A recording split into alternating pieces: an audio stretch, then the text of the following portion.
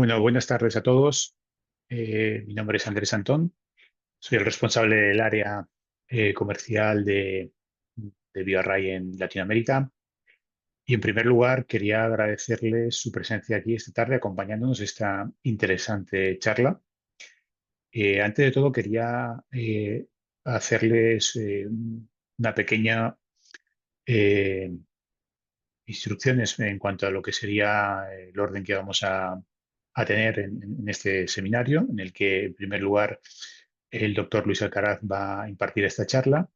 Durante la misma pueden ustedes realizar las preguntas que deseen o las dudas que deseen a través del chat. Y una vez que haya finalizado, yo procederé a leer estas preguntas de manera que de una forma ordenada pues, podamos ir contestándola y aclarando todas las dudas que puedan surgir. Muy bien. Espero que disfruten de esta charla y de este rato que vamos a pasar juntos. Sin más, procedo a presentar al doctor Luis Alcaraz, que es director técnico y cofundador de BioArray. Es biólogo molecular e investigador en los campos de la proteómica y genómica mediante técnicas de alto rendimiento como son la NGS, la secuenciación masiva y los microarray de ADN. Es especialista en bioinformática. Desempeñó diversos cargos en investigación, tanto en entes públicos como privados, y actualmente es profesor de bioquímica y biología molecular en la Universidad de Alicante, en España. Así que, sin más, le cedo la palabra para que inicie la charla. Cuando quieras, Luis. Muy bien, pues muchas gracias Andrés por la presentación y gracias sobre todo a ustedes por darnos este tiempo para compartir con vosotros cuál es nuestra experiencia y cómo trabajamos con los paneles de portadores. Voy a compartir mi pantalla.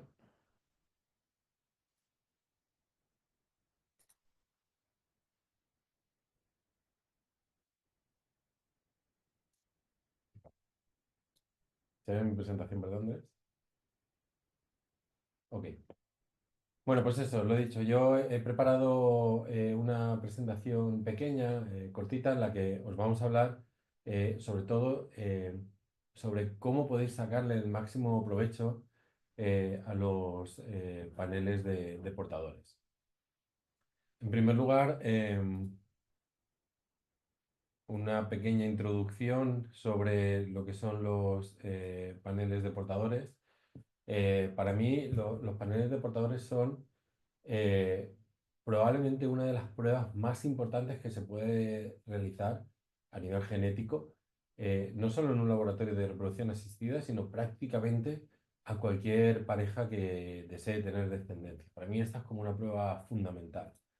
Eh, los motivos son estos. En primer lugar, porque aunque cuando hablamos de enfermedades recesivas, como esta que tenemos aquí, en la mayoría de los casos estamos hablando de enfermedades raras, es cierto que si las consideramos todas en conjunto, son extremadamente prevalentes. Tanto que las estadísticas dicen que aproximadamente una de cada 170 parejas están en riesgo de tener un hijo afecto por una patología recesiva. Eso significa más o menos que el 2% de las parejas están en riesgo de tener un hijo afecto por dicha patología genética. Un aspecto muy importante de estas patologías genéticas eh, es que generalmente no se detectan prenatalmente. Esto quiere decir que la única forma de prevenir el tener un hijo afecto por esta patología genética en la mayoría de los casos viene determinada por la capacidad de prever que esto puede pasar. ¿Vale? Viene determinada por la capacidad de hacer un panel de portadores antes de que la pareja tenga un hijo y de esta forma determinar si realmente está en riesgo o no.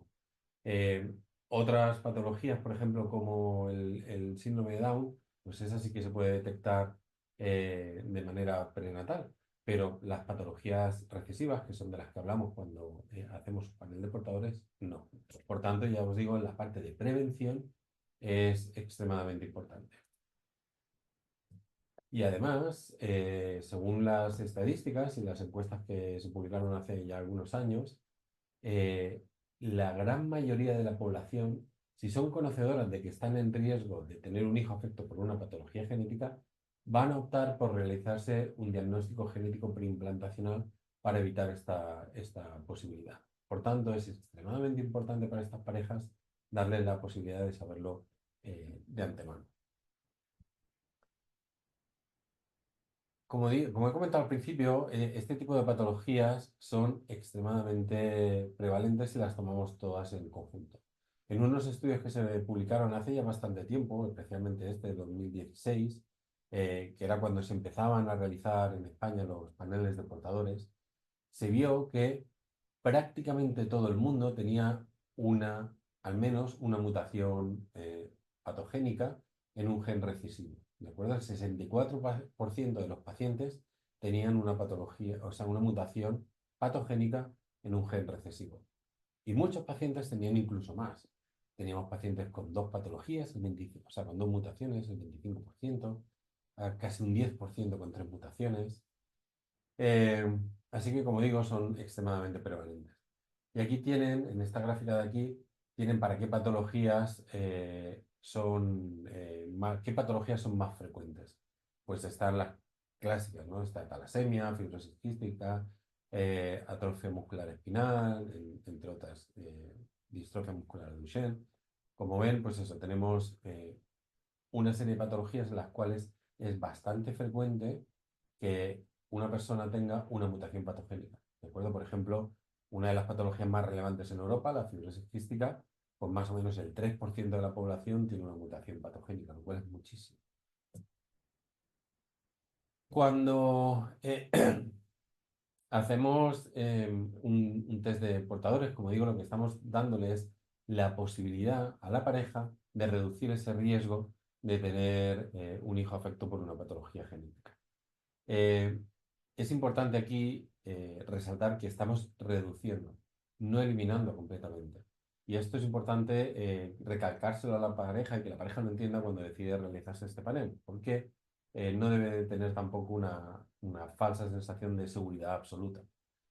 En definitiva, lo que estamos haciendo es que si antes de hacerse un test hemos dicho que la probabilidad de que una pareja tenga un hijo afecto por una patología genética es de 1 en 170, después de hacerse este test de portadores, la probabilidad disminuye drásticamente hasta 1 en 2200.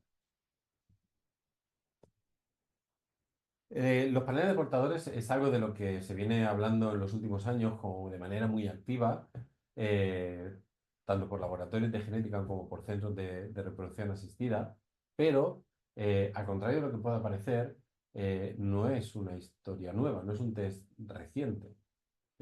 Los primeros paneles de portadores se empezaron a hacer ya en el 2000, cuando el American College of Medical Genetics eh, publicó sus primeras guías sobre la realización de paneles preconcepcionales para fibrosis quística. Muy poco después se publicaron también recomendaciones para judíos askenazí para la determinación de paneles de portadores en esta población. Y luego, bueno, pues a partir de ahí se fueron aumentando estas guías y una de las más recientes es del 2021, donde ya se empieza a dar forma a estos paneles de portadores y a hacer más amplios para cubrir cada vez más genes y dar unas guías más completas sobre cómo y cuándo hay que emplearlos.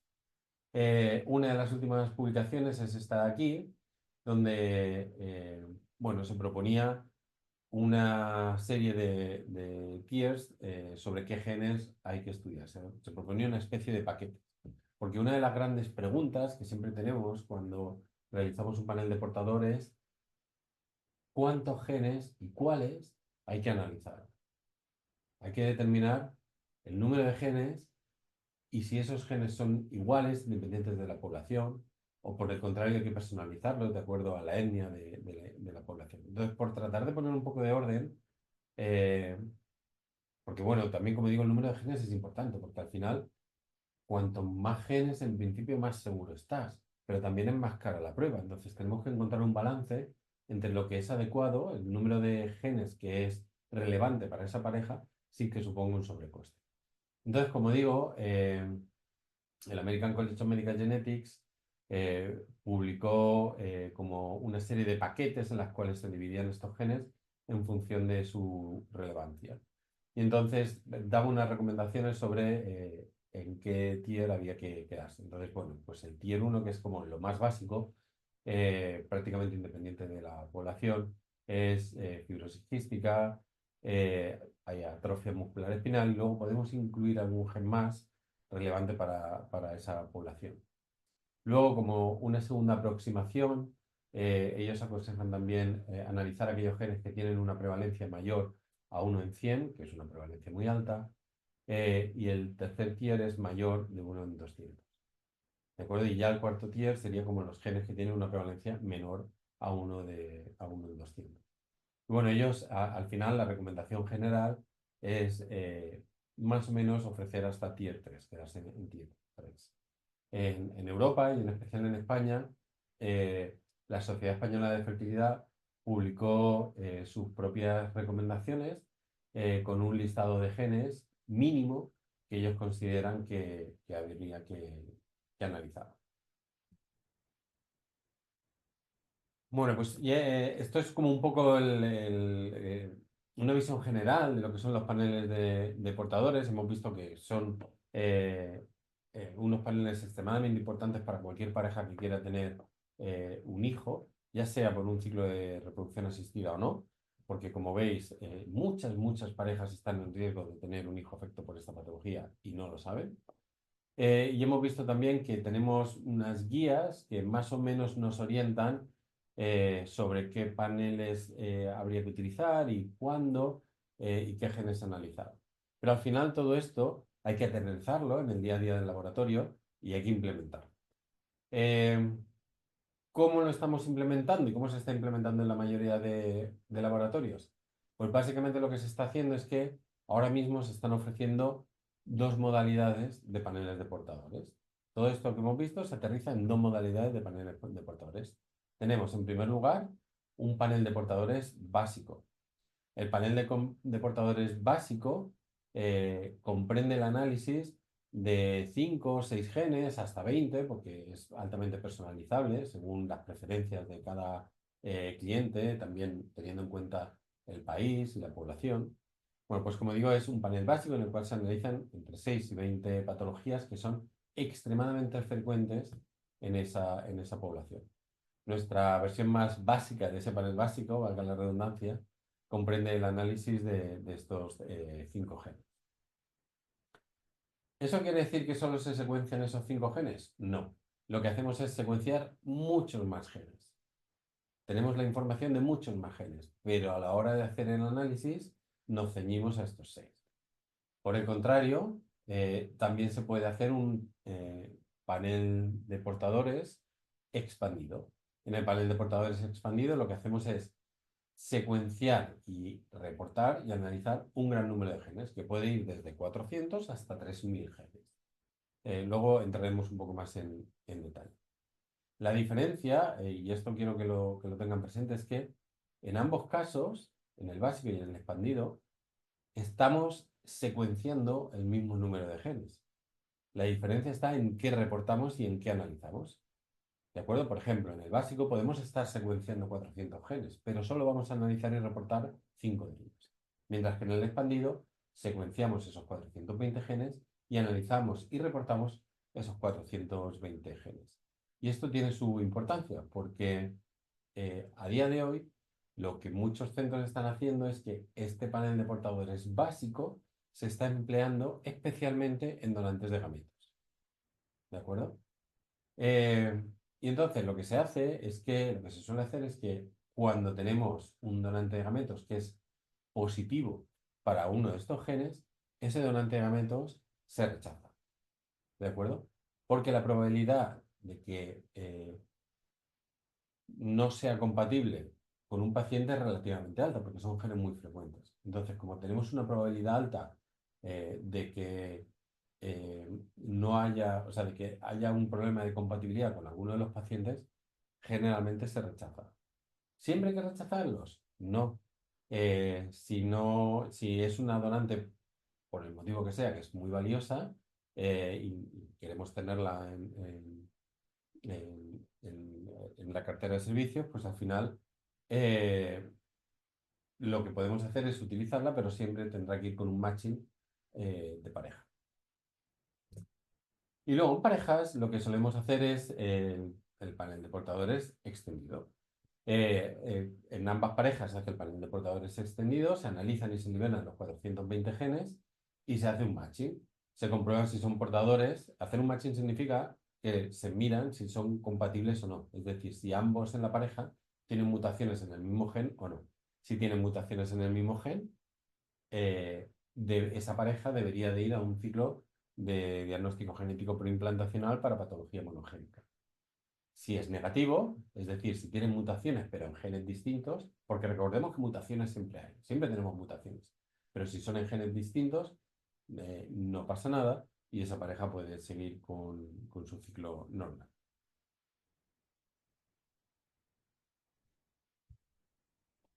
Eh, bueno, cuando hacemos un panel de portadores, eh, tenemos que enfrentarnos a ciertos retos, sobre todo a ustedes como clínica, tienen que enfrentar ciertos retos a la hora de elegir qué panel de portadores es el más adecuado y qué panel de portadores es el que van a implementar en su clínica. Y es importante tomar esta decisión porque esto va a determinar en gran medida cuánto partido le pueden sacar a sus paneles de portadores. La primera cosa a considerar es el contenido en genes. ¿Cuántos genes debe tener mi panel de portadores? Si analizan distintos paneles de portadores de distintas casas comerciales, eh, verán que en realidad hay una gran heterogeneidad en cuanto al número de genes que se analizan. ¿Pero esto tiene sentido? Bueno, pues depende.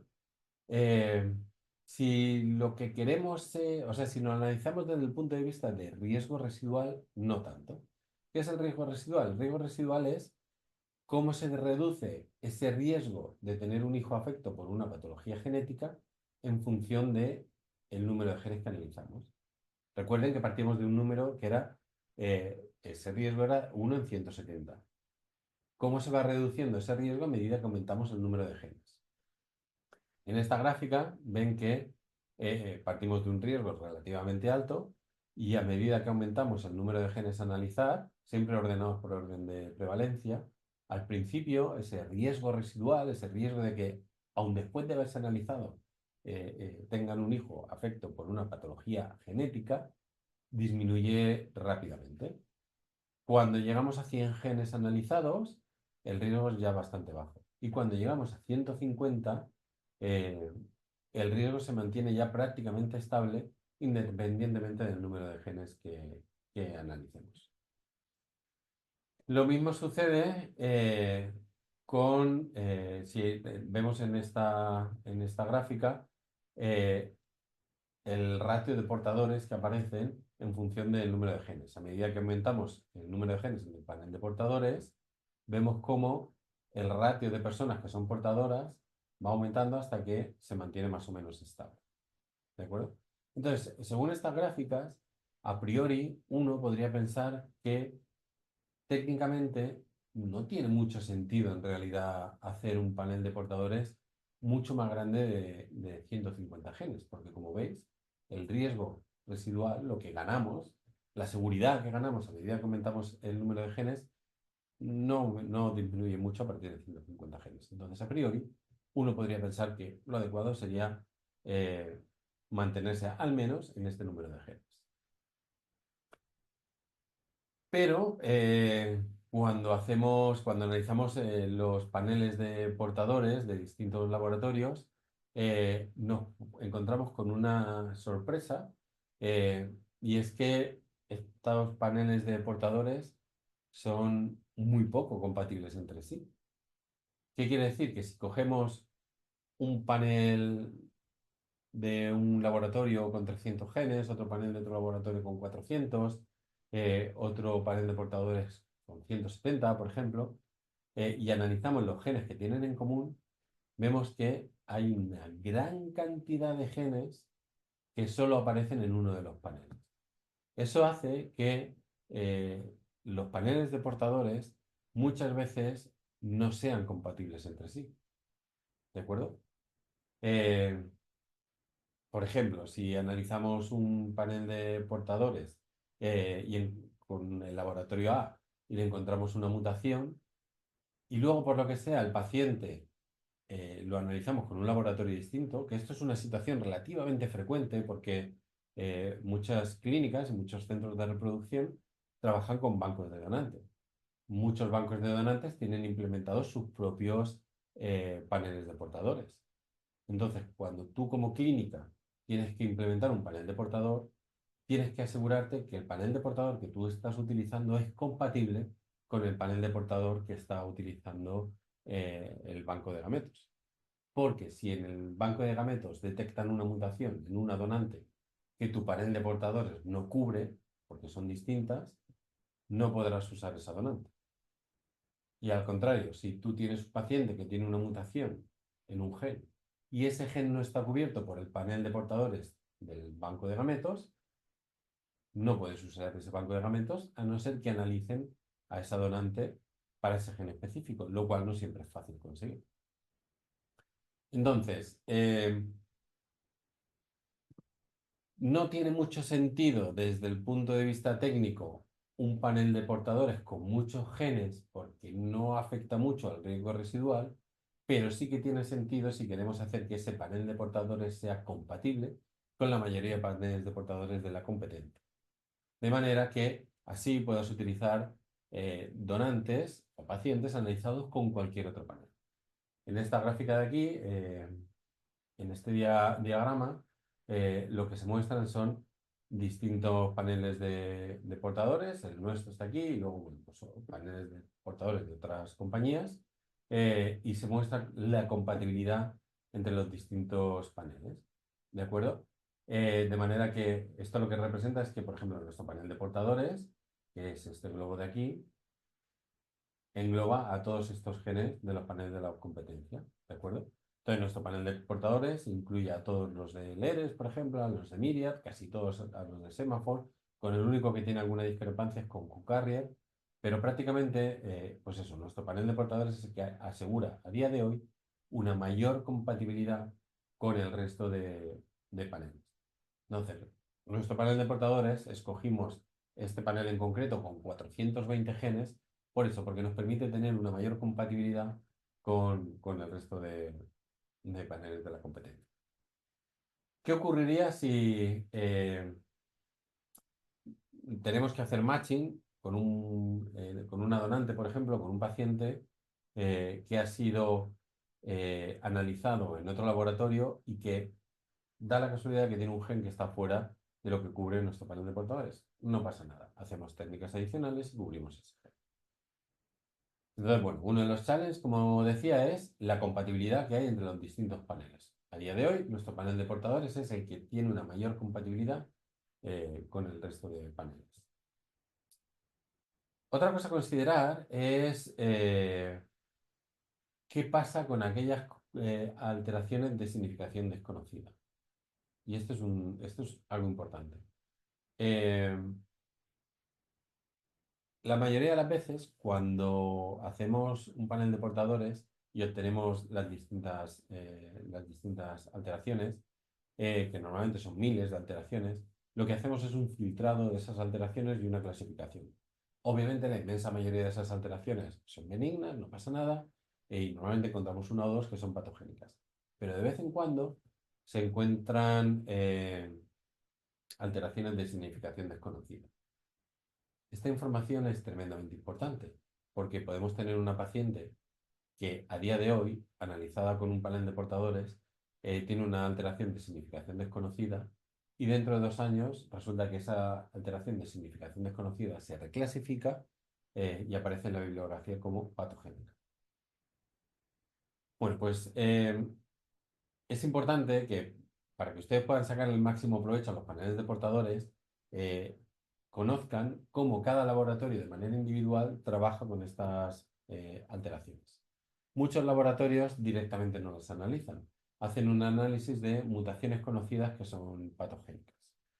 Y esto está bien, pero que no se conozca una mutación no significa que no sea patogénica. Significa que quizá todavía no se conoce su patogenicidad. Entonces, ¿cómo las manejamos nosotros? Nosotros analizamos estas mutaciones de significación desconocida y si creemos que mediante el uso de distintas herramientas bioinformáticas esa mutación, digamos que tiene mala pinta, que nos hace pensar que es sospechosa de que en un futuro pueda ser clasificada como patogénica.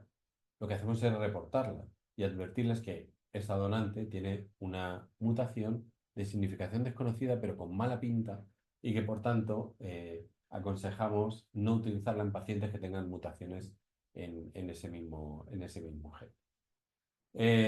Entonces, como os digo, pues eso, es importante saber cómo se manejan estas alteraciones de significación desconocida. Y finalmente, otro aspecto importante es que muchas veces eh, los laboratorios de genética no liberamos toda la información que tenemos de las pacientes o de las donantes. Es decir, si recuerdan, en las donantes, al principio hemos dicho que nosotros lo que solemos hacer es analizamos, o sea, secuenciamos 420 genes, pero reportamos solo 5. ¿Qué sucede con la información de esos genes que no se reportan? Esos genes que no se reportan, la información la tenemos para poder hacer matching, ¿de acuerdo? Pero no se la liberamos. ¿Qué sucede? ¿Qué sucede si de repente ustedes, por cualquier motivo, desean cambiar de proveedor y de repente tienen una donante para la cual solo tienen información sobre 5 genes? Lo malo sería que tendrían que volver a retestar esa donante con el nuevo panel de portadores para poder volver a utilizarla en sus ciclos con donación de gametos. Con nosotros no tiene por qué ser así, porque si no lo solicitan, le liberamos toda esa información para que tengan toda la información de la donante y puedan hacer matching con cualquier otro panel. Entonces es importante que sepan cómo va a manejar el laboratorio esa información desconocida y si una vez termine la relación con ese laboratorio, esa información va a estar disponible para ustedes. Ya para ir cerrando, bueno, pues como decía, nosotros ofrecemos el panel de portadores en 3 versiones. El primer panel de portadores que ofrecemos es el High Frequency. El High Frequency era este que decía que es el que solemos utilizar para donantes, en el cual analizamos aquellos genes con mayor prevalencia en una población determinada, que pueden oscilar entre 5 o 6 genes hasta 20 normalmente. Este panel de portadores este high frequency es tremendamente flexible, es decir, la lista de genes a analizar se consensúa entre nosotros y las clínicas, porque hay clínicas que prefieren tener poca información y hay clínicas que quieren manejar más información. Entonces, este panel se consensúa con distintas clínicas. Luego tenemos el expandido, en el cual analizamos los 420 genes más prevalentes y es el que utilizamos en gran medida con pacientes y donantes. Y por último tenemos también el exoma. Podemos hacer el panel de portadores mediante un exoma en el cual analizamos y reportamos más de 3.000 genes. Y este es el mejor panel, especialmente para pacientes que normalmente quieren tener una mayor cantidad de información y si además queremos asegurar una compatibilidad absoluta con cualquier otro panel. Nuestros reportes son compactos, informativos y relevantes. En esta primera página ponemos toda la información relevante. Por ejemplo, aquí tenemos un resultado positivo porque se ha detectado esta alteración. Y luego, bueno, en las páginas siguientes se encuentra información relevante sobre la enfermedad y el modo de herencia, cómo se interpreta este resultado y luego cómo se reduce el riesgo reproductivo, el riesgo de tener un hijo afecto por una patología genética es si se analiza o no se analiza este gen en la pareja. Como he comentado en diapositivas anteriores, liberamos toda la información. nosotros tenemos una forma de trabajar en la que de entrada la donante os vamos a reportar unos poquitos genes, pero si necesitan toda esa información en cualquier momento, se la liberamos, no hay ningún problema en eso. Y luego además tenemos una herramienta que es fundamental, que es para hacer matching. Esta herramienta básicamente lo que permite es que ustedes tendrán aquí introducidas los datos de sus pacientes y los datos de sus donantes, los datos genéticos. Con esta plataforma podemos enfrentar los datos de un paciente, por ejemplo, frente a uno o varios donantes para ver cuáles de ellas son compatibles desde el punto de vista genético. Este análisis lo pueden hacer ustedes mismos, simplemente tienen que seleccionar el nombre del paciente y los nombres de las donantes o el nombre de los dos pacientes y en cuestión de segundos se hace este matching y pueden saber cuál de estas pacientes es compatible. La plataforma es súper sencilla de utilizar y si les interesa estaremos encantados en hacerles una demostración personal sobre esta plataforma y mostrarles cómo se maneja. Y ya para finalizar, pues como take home message que me gustaría que se llevaran, pues básicamente, como he comentado al principio, para mí el panel de portadores es prácticamente una de las pruebas genéticas más importantes que se debería realizar a cualquier persona que quiera tener un hijo. Este panel de portadores lo podemos ofrecer en su versión básica para donantes, pero también en su versión expandida para parejas. Nuestros paneles son los más flexibles y compatibles que pueden encontrar a día de hoy, con lo cual se aseguran que pueden trabajar con cualquier banco de gametos, con cualquier clínica. Eh, y finalmente, y no menos importante, ofrecemos una plataforma de matching automática que les permite hacer el matching en cuestión de segundos entre sus pacientes y todas las donantes de manera simultánea que deseen. Muchas gracias por su atención. Ahora estaré encantado de responder cualquier pregunta que puedan tener. Y aquí tienen nuestros datos de contacto por si tienen alguna pregunta más técnica o que sería conmigo o de carácter comercial que sería con mi compañero Andrés. Muchas gracias. Muy bien, Luis. Muchas gracias por esta clarificadora presentación. Yo sí que tengo alguna pregunta mientras se anima a alguien a hacer alguna a través del chat, eh, que suelen ser preguntas bastante recurrentes en las sesiones que solemos hacer. Una de las cosas que suelen preguntar mucho es si este tipo de paneles se suelen cubrir solo por secuenciación masiva o hay alguna técnica como X frágil que también se incluye. Esto suele ser una pregunta muy recurrente.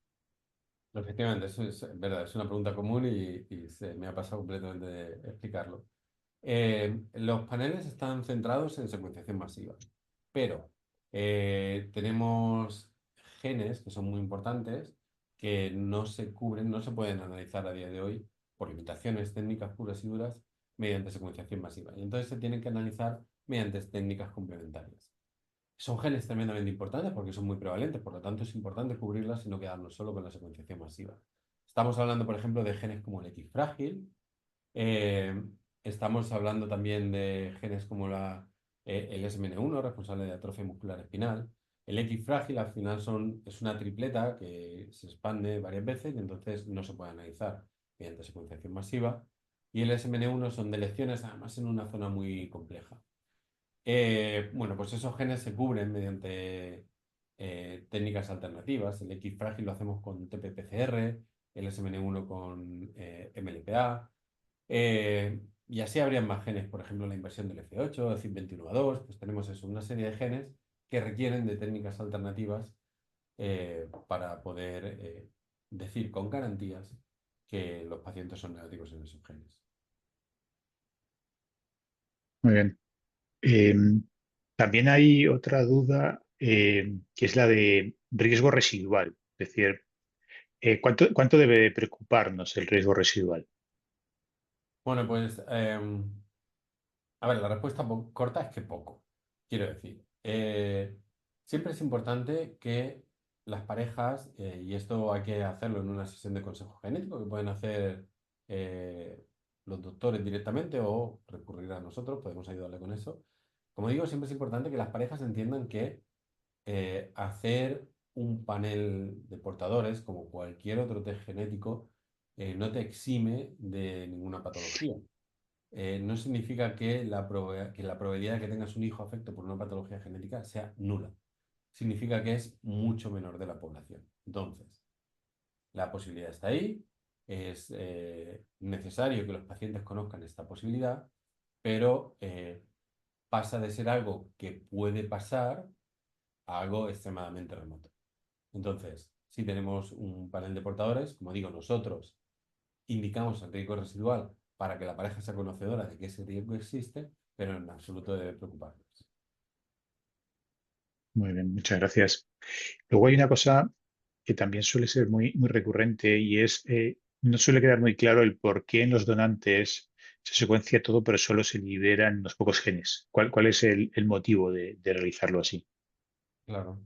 Eh, a ver, el motivo es sencillo. Eh, Imaginaos que tenéis una donante eh, y le hacemos un panel de portadores expandido a esa donante. Como habéis visto antes, a medida que aumentamos el número de genes, aumenta la probabilidad de que encontremos una mutación para esta donante. En un panel expandido, la probabilidad de encontrar de 420 genes, la probabilidad de encontrar una mutación ahí patogénica puede estar en torno al 40 hasta el 60%. ¿De acuerdo? Con lo cual, muchas, si no casi todas nuestras donantes van a tener una mutación en ese panel de 420 genes. ¿Qué nos hemos encontrado? Pues que muchas veces, cuando el centro de reproducción asistida quiere utilizar esa donante y el paciente quiere ver el reporte genético de esa donante, si ve que tiene una mutación, no va a querer utilizar esa donante. Nos encontramos con pacientes que, a pesar de que tú les explicas que el matching está ahí para evitar los riesgos y que esa donante no, que tenga una mutación no significa absolutamente nada, siempre y cuando el paciente no la tenga en el mismo gen, que tú le expliques esto, pues hay muchas pacientes que al final lo que quieren son donantes limpias, entre comillas, es decir, que no tengan ninguna mutación patogénica, lo cual es prácticamente imposible.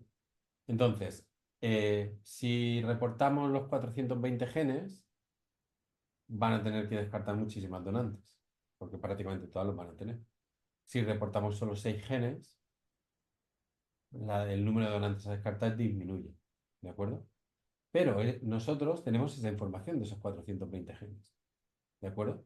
De manera que si el paciente que se va a utilizar con esa donante tiene una mutación en uno de esos genes, lo vamos a detectar en un matching. Ese matching que hacemos se llama ciego, porque lo que vamos a decir es que esa donante con ese paciente son incompatibles, pero no vamos a decir en qué gen.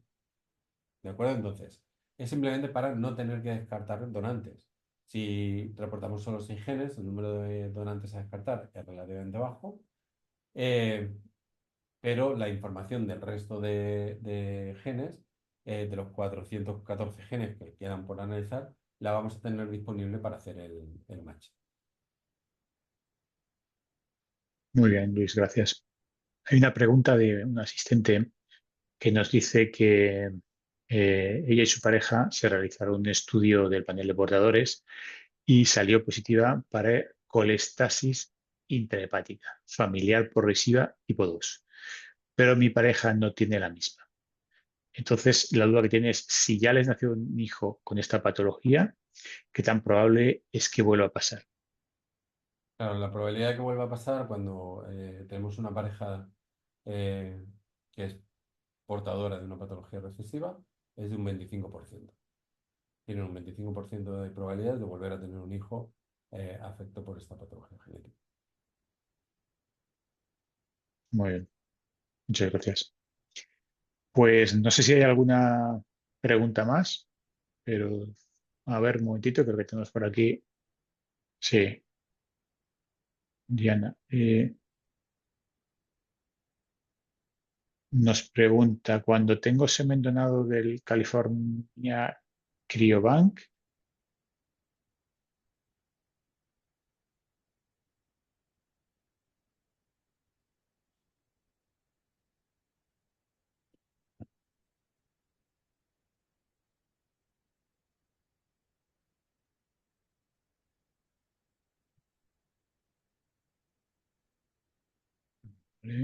Sí, Estupendo. nos indica sí que cuando puedo hacer, cuando tengo semen donado del California Cryobank, puedo hacer el matching.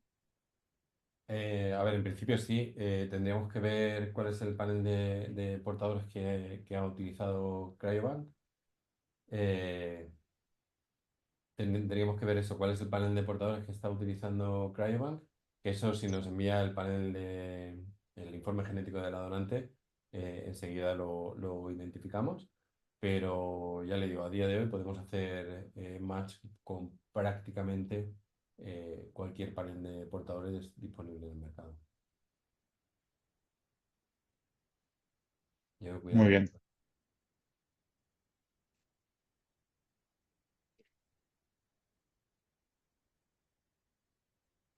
Bueno, yo para terminar tenía una última cuestión, que, que si un paciente se hace un panel básico, ¿es posible luego realizar el avanzado sin tener que tomar una nueva muestra?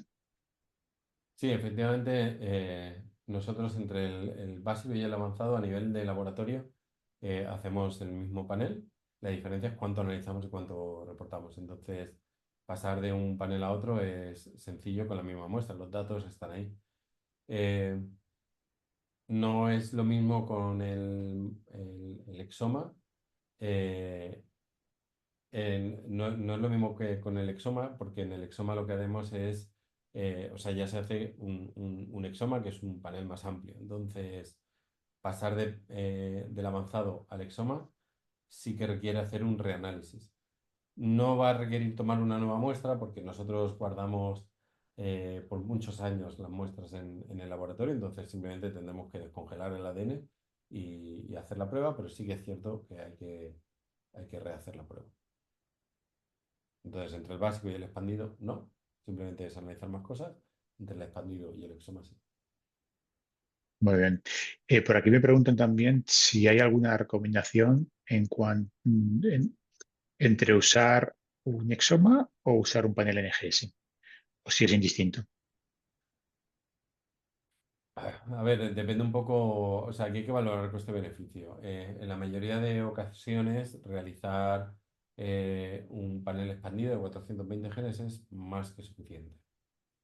Eh, el exoma, pues bueno, se puede realizar especialmente en parejas porque quieren tener como mucha más información de la que se obtiene con un panel de 420 genes. Piensen pues eso, que cuando hacemos un exoma tenemos información de 3.000 genes, pero hay muchos de esos 3.000 genes que no provocan patologías realmente graves. Entonces, bueno, pues a veces para parejas puede ser adecuado eh, y sobre todo también para bancos de gametos en los cuales la compatibilidad, o sea, esos bancos de gametos donde necesitan asegurar la compatibilidad del panel que han hecho con absolutamente todos los paneles de cualquier laboratorio genético que esté utilizando una clínica, pues puede ser interesante tener la información del exoma, porque como comentaba antes, el exoma, el panel de portadores por exoma es el que asegura una mayor compatibilidad con cualquier otro panel que se realice en cualquier otra parte del mundo. Entonces, para bancos de gametos, pues es una opción interesante. Porque además, ¿sabes? Ampliar el estudio en una donante es complicado porque normalmente pues, es difícil volver a obtener una muestra de esa paciente.